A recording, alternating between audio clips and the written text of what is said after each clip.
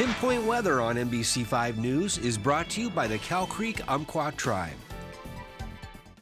Hey, welcome back at NBC5. Looks a little cloudy out there this morning, but you look a little bit further to the west, we're starting to see some of this kind of lighten up just a bit. We're at 58 degrees, 1 degree cooler than yesterday. Not a huge change out there. We're just dealing not with the rain like we had yesterday morning. Still a few spotty showers to our north. We're going to be drying out in the forecast. There's still going to be some spotty showers, but most of that's going to stay again further north and west, stretching along portions of the coastline. Could have some patchy fog and low clouds returning overnight tonight, but we get into sunshine and heat for the rest of this week. There will be a little bit of moisture moving around this ridge of high pressure, and that does have the potential to bring in some isolated storms across portions of our eastern counties and down into northern California as we're getting into the later half of this week. We'll cool off slightly this weekend, but we're still on the toasty side and well above the seasonal high for this time of year. We got the Medford Rogues. They're playing Alameda Anchors for the next couple of days, and you're seeing the big difference from day to day,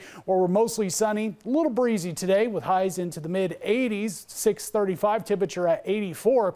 You see it continues to heat up. By the end of the week, we're looking at 90, so getting a bit hotter for those games. If you're going to be out there, make sure you are wearing sunscreen and you have some water around as well. So for today, we've got this front just out to our west. We have a little bit of cloud cover, some of the shower activity, especially further north, going up into Washington and a little bit further north up into Portland, Eugene area. Again, we'll see some shower potential maybe along the coastline and up into Douglas County, even into this afternoon. But for the rest of the area, we see drier conditions. A little bit of cloud cover possible for tomorrow morning, and we see some high clouds streaming over the area for tomorrow. Now, around this ridge of high pressure, we get a little bit of this moisture. You see those little green popping up right there. During the afternoon hours, that's where we'll have that chance for maybe some of the isolated activity out into our eastern counties and even down into western Siskiyou and Modoc County. That can't be ruled out into the end of this week. Highs today, we're climbing upper 70s and 80s in the area, compared to the 60s for the coastline. So some of our area going to be warming up almost 10 degrees more than yesterday afternoon. We look at the wind speeds, still a little bit of a breeze, especially into our far eastern counties. Even here in the valley during the afternoon hours, that steady breeze, some gusts possible up to around 20 to 30 miles per hour. Now, the valley continues to heat up. Again, looking at some mid and upper 90s Thursday and Friday, lots of sunshine.